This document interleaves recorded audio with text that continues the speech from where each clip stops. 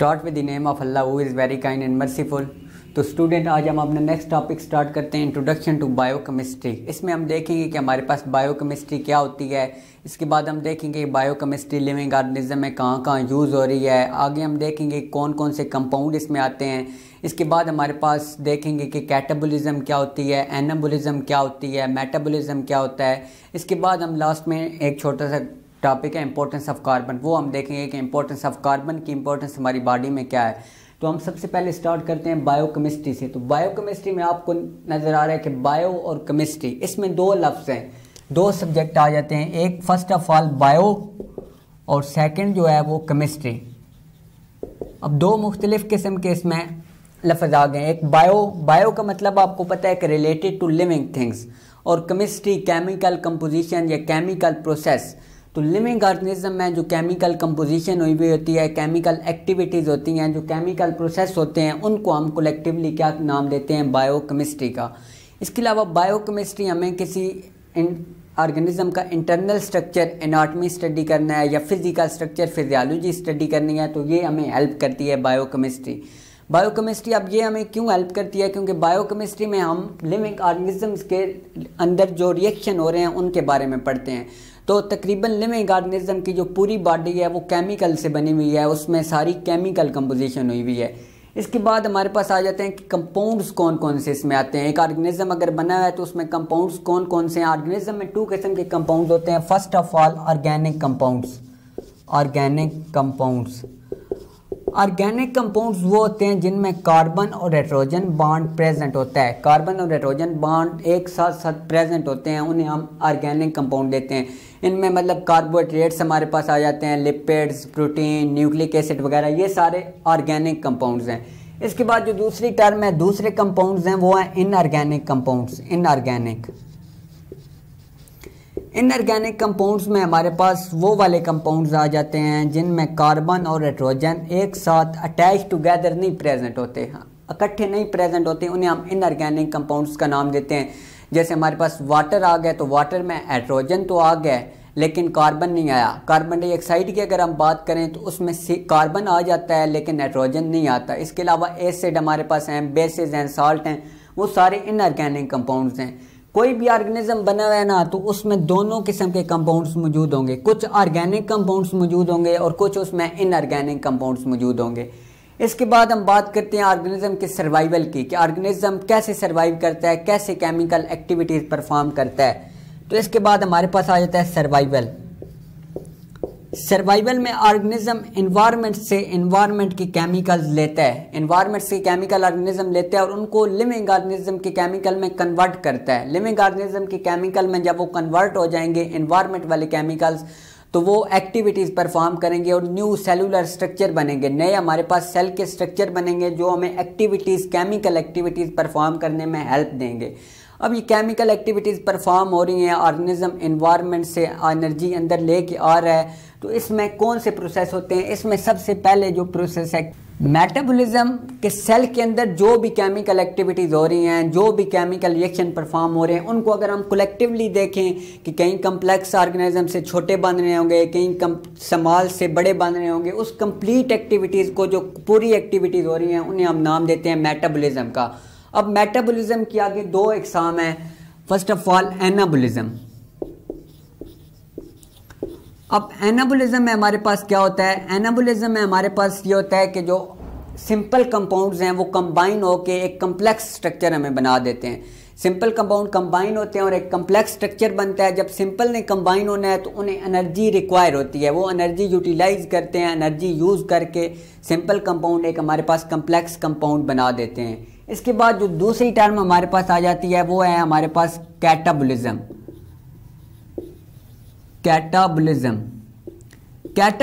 की अगर हम बात करें तो इसमें यह होता है कि जो कम्प्लेक्स ऑर्गेनिज्म है उनकी ब्रेक डाउन होती है, उनकी हाइड्रोलाइसिस होती है इन दी प्रेजेंस ऑफ वाटर। वो वाटर की प्रेजेंस में हाइड्रोलाइसिस उनकी होती है और सिंपल कंपाउंड्स बन जाते हैं, वो सिंपल कंपाउंड्स बन जाते हैं। इसे हम नाम देते हैं कैटाबॉलिज्म का। ये जो एनाबॉलिज्म का प्रोसेस है ये बाय हैंड चलता रहता है। ऑर्गेनिज्म एनवायरनमेंट से केमिकल लेके गया, अंदर एक्टिविटीज हुई, सिंपल से कम्प्लेक्स बनते रहे, ये हैंड टू हैंड चलता रहता है रिएक्शन। ये रिएक्शन स्टॉप नहीं होता। हैंड टू हैंड ये चलता रहता है। बाहर से एनवायरनमेंट से केमिकल गए, वो सेलुलर एक्टिविटीज़ परफॉर्म हुई और एनाबोलिज्म का प्रोसेस चलता रहता है। इसके बाद हमारे पास एक टर्म आ जाती है इंटर कन्वर्जन। इंटर कन्वर्जन, अब इंटर कन्वर्जन में हमारे पास क्या होता है? इंटर कन्वर्जन में हमारे पास होता ही है कि अब कम्प्लेक्स ऑर्गेनिजम्स है वो ब्रेक डाउन होगा। कम्प्लेक्स एक हमारे पास कंपाउंड्स था, वो ब्रेक डाउन उसकी हुई और एक सिंपल कंपाउंड हमारे पास बन गया। सिंपल फिर कम्प्लेक्स कंपाउंड, सिंपल फिर कंबाइन होके हमारे पास कम्प्लेक्स कंपाउंड बना देते हैं। तो ये प्रोसेस बार बार चलता रहता है। इस प्रोसेस को हम क्या नाम देते हैं? Inter conversion. Inter conversion of carbohydrates वगैरह, इनकी इंटर कन्वर्जन होती रहती है। कम्प्लेक्स कार्बोहाइड्रेट्स बना है, उसकी ब्रेक डाउन हो जाएगी, वो सिंपल कंपाउंड्स बन जाएगा, फिर वो ज्वाइन होंगे छोटे पार्टिकल्स, फिर एक कम्प्लेक्स कंपाउंड बन जाएगा। तो इसके बाद हमारे पास आ जाता है इंपॉर्टेंस ऑफ कार्बन, कि कार्बन की हमारी बॉडी के अंदर क्या इंपॉर्टेंस है। इंपॉर्टेंस ऑफ कार्बन, कि कार्बन हमारी बॉडी को कैसे फायदा पहुंचा रहा है। कार्बन एक बेसिकली टेट्रावायलेट है, ये अपने इर्द गिर्द 4 बॉन्ड बनाता है। ये देखिए, कार्बन को 4 बॉन्ड चाहिए होती हैं इसकी वैलेंसी कंप्लीट करने के लिए, और कार्बन एक बेसिक स्ट्रक्चर है, इसलिए ये स्केलेटल का मेन जो सेंट्रल पार्ट है ना स्केलेटल का, वो कार्बन बनाता है। अब कार्बन मुख्तलिफ एटम के साथ भी कंबाइन होता है, इसके अलावा कार्बन म्यूचुअली भी कंबाइन होता है। कार्बन म्यूचुअली कंबाइंड होकर हमारे पास 3 किस्म के हमें स्ट्रक्चर देता है। या तो वो स्ट्रेट चेन बनाएगा बिल्कुल सीधी, स्ट्रेट चेन। अब स्ट्रेट चेन में हमारे पास ये कार्बन के साथ कंबाइन होता जाएगा, बिल्कुल एक हमारे पास स्ट्रेट चेन बनती जाएगी। इसके बाद जो सेकंड है वो है ब्रांच चेन। ब्रांच में ये होता है कि कार्बन जो है वो अपने साथ एटम से आगे ब्रांच निकाल देता है। ये आप देखें, कार्बन आगे मजीद ब्रांच बना लेता है, तो इस प्रोसेस को हम कहते हैं कि ये ब्रांच चेन कार्बन ने बना लिया है। तो इसके बाद हमारे पास पहला स्ट्रेट चेन था, दूसरा ब्रांच चेन है, और तीसरा हमारे पास आ जाता है ringed structure. Carbon ringed structure भी बनाता है। रिंग स्ट्रक्चर में हमारे पास बेंजीन की एग्जांपल आ जाती है। जैसे बेंजीन का फार्मूला है हमारे पास C6H6, तो ये रिंग स्ट्रक्चर ऐसे बनाता है। Carbon carbon carbon carbon in सब में म्यूचुअली कंबाइन होता है फर्स्ट ऑफ ऑल, उसके बाद कार्बन किसी और एटम के साथ बॉन्ड बनाता है। तो अब इधर कई जगह पे कार्बन डबल बॉन्ड बना रहा होगा, कई जगह पे सिंगल बॉन्ड, क्योंकि कार्बन टेट्रावायलेट है, उसने अपनी वैलेंसी कंप्लीट करनी है। कार्बन की वैलेंसी होती है 4। कार्बन अपने साथ 4 एटम्स को कंबाइन करवाता है। वो कार्बन के एटम्स भी हो सकते हैं, हाइड्रोजन, ऑक्सीजन, नाइट्रोजन, डिफरेंट किस्म के एटम कार्बन के साथ कंबाइन होते हैं। कार्बन 4 बॉन्ड बना के अपनी स्टेबिलिटी बना लेते हैं। इसी वजह से कार्बन को ज़्यादा प्रेफर दिया जाता है। कोई भी रिएक्शन परफॉर्म करना हो, कोई भी सेलुलर एक्टिविटीज़ परफॉर्म करनी हो, तो कार्बन को चुना जाता है। इसके बाद हम बात करते हैं कि कार्बन कैसे मुख्तलिफ एटम के साथ बॉन्ड बनाता है, तो उसका हमें फ़ायदा क्या होता है। अब अगर फर्स्ट ऑफ ऑल हम देखते हैं कार्बन हाइड्रोजन के साथ बॉन्ड बनाता है, तो उसका हमें क्या फ़ायदा होगा। कार्बन हाइड्रोजन के साथ बॉन्ड बनाता है तो ये हमें पोटेंशियल सोर्स ऑफ एनर्जी है। जो सेलुलर एक्टिविटीज़ हो रही हैं उनके लिए पोटेंशियल सोर्स ऑफ एनर्जी है। जो भी एनर्जी चाहिए होगी वो हमें कार्बन और हाइड्रोजन का जो बॉन्ड बनेगा वो प्रोवाइड करेगा। इसके बाद कार्बन बॉन्ड बनाता है ऑक्सीजन के साथ। ऑक्सीजन के साथ डबल बॉन्ड बनाता है, क्योंकि ऑक्सीजन की वैलेंसी कंप्लीट नहीं हो रही होती। तो जो कार्बन और ऑक्सीजन का बॉन्ड बनता है, इससे हमारे पास बनती है ग्लाइकोसिडिक लिंकेज। ग्लाइकोसिडिक लिंकेज का क्या काम होता है, जो कम्प्लेक्स मॉलिक्यूल हैं, कम्प्लेक्स कार्बोहाइड्रेट्स हैं, उनको ये सपोर्ट प्रोवाइड करते हैं। इसके बाद कार्बन की अगर बात करें, नाइट्रोजन के साथ बॉन्ड बनाएगा तो हमें कैसे हेल्प देगा। कार्बन नाइट्रोजन के साथ बॉन्ड बना के हमारे पास पेप्टाइड लिंकेज या अमाइनो एसिड लिंकेज का नाम भी इसे दिया जाता है। ये अमाइनो एसिड लिंकेज बना देता है। अब अमाइनो एसिड का काम क्या होता है। अमाइनो एसिड हमें प्रोटीन बनाने में हमारी हेल्प करते हैं। हमारी बॉडी के अंदर जितनी भी प्रोटीन चाहिए होती है वो अमाइनो एसिड के ज़रिए होती है, और कार्बन और नाइट्रोजन का जो बॉन्ड बनता है ये प्रोटीन बनाने में हेल्प करता है। अब कार्बन कई जगह पे सिंगल बॉन्ड बना रहा है, कई जगह पे डबल, कई जगह पे ट्रिपल, और ये जो बॉन्ड बन रहा है इसकी नेचर कौन सी है, ये कोवलेंट बॉन्ड है। कार्बन अपने साथ कोवलेंट बॉन्ड बना के दूसरे एटम को अटैच करते हैं। अगर सिंगल बॉन्ड बनाया है तो सिंगल कोवलेंट बॉन्ड होगा, डबल बॉन्ड बनाता है तो डबल कोवलेंट बॉन्ड, और 3 बॉन्ड बनाता है तो triple covalent bond.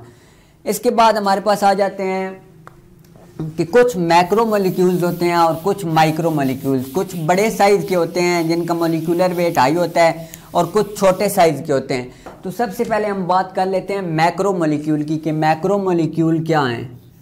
Macro molecule कि जिनका मॉलिक्यूलर वेट ज़्यादा होगा, जैसे हमारे पास स्टार्च हो गया, लिपिड हो गया, प्रोटीन हो गई। मैक्रो मॉलिक्यूल इनका मॉलिक्यूलर वेट ज़्यादा होता है, इस वजह से ये बेसिक स्ट्रक्चर या स्केलेटल ऑफ जो सेल है ना वो इनसे मिलके बना होता है। लिपिड हो गई, प्रोटीन हो गई, और ये क्या है, इनका काम क्या है, ये माइक्रो मॉलिक्यूल को, जो छोटे मॉलिक्यूल हैं उनको स्टोर करते हैं लाइक ग्लूकोज, और वो इन्हें हेल्प करते हैं कि अगर इन्होंने कोई एक्टिविटीज़ परफॉर्म करनी है, इन्हें एनर्जी चाहिए होगी तो वो ग्लूकोज इन्हें एनर्जी प्रोवाइड करेगा। इसके बाद हमारे पास जो दूसरे हैं वो है माइक्रो मॉलिक्यूल, जो छोटे मॉलिक्यूल होते हैं जिनका मॉलिक्यूलर वेट कम होता है। माइक्रो मॉलिक्यूल की अगर हम बात करें, जैसे हमारे पास ग्लूकोज हो गया या अमाइनो एसिड्स वगैरह होंगे, जो बेसिक स्ट्रक्चर हैं वो माइक्रो मॉलिक्यूल हैं, वो सब यूनिट हैं माइक्रो मॉलिक्यूल के। बड़े मॉलिक्यूल के सब यूनिट हैं, यही मिलके तो एक बड़ा मॉलिक्यूल बनाते हैं। जैसे हमने बात की कि मैक्रो मॉलिक्यूल में हमारे पास प्रोटीन था, तो इधर अमाइनो एसिड्स है, अमाइनो एसिड मिलके तो प्रोटीन बनाएंगे। इसके बाद हमारे पास थर्ड आ जाता है कि जो माइक्रो मॉलिक्यूल होते हैं, स्मॉल मॉलिक्यूलर वेट वाले, वो खुद ब खुद ब्रेक डाउन उनकी होती रहती है। खुद ब खुद उनकी ब्रेक डाउन इसलिए होती रहती है, जो ही सेल को कोई एनर्जी चाहिए होती है तो फ़ौरन से माइक्रो मॉलिक्यूल ब्रेक डाउन हो जाते हैं और सेल को एनर्जी प्रोवाइड करते हैं। तो स्टूडेंट, आज हमने टॉपिक डिस्कस किया था बायोकेमिस्ट्री कि हमारे पास बायोकेमिस्ट्री क्या है। बायोकेमिस्ट्री जो लिविंग ऑर्गेनिज्म के अंदर केमिकल एक्टिविटीज़ परफॉर्म हो रही हैं उसे हम बायोकेमिस्ट्री का नाम देते हैं। इसके बाद हमने देखा कि हमारे पास कौन कौन से कंपाउंड्स होते हैं। ऑर्गेनिक कंपाउंड्स होते हैं, इनऑर्गेनिक कंपाउंड्स होते हैं। ऑर्गेनिक जिनके अंदर कार्बन और नाइट्रोजन का बॉन्ड मौजूद होता है, इनऑर्गेनिक वो होते हैं जिनके अंदर कार्बन और नाइट्रोजन का बॉन्ड मौजूद नहीं होता।